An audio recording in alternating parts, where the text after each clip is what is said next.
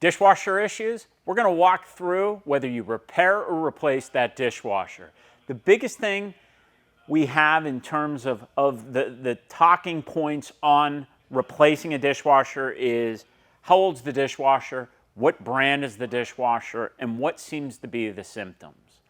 And on dishwashers that are 5+ years old, if it's a mainstay brand like LG, Samsung, GE, Whirlpool, KitchenAid, if it's one of those mainstay brands, odds are you're going to want to replace it, because the service call, between parts, the service call, any labor that may or may not be involved, it's probably going to be half the cost of the dishwasher. So you're going to want to replace it.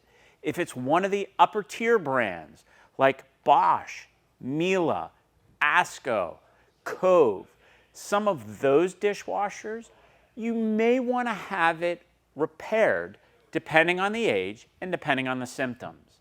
So just to quickly recap, mainline brands older than 5 years old, probably want to replace them.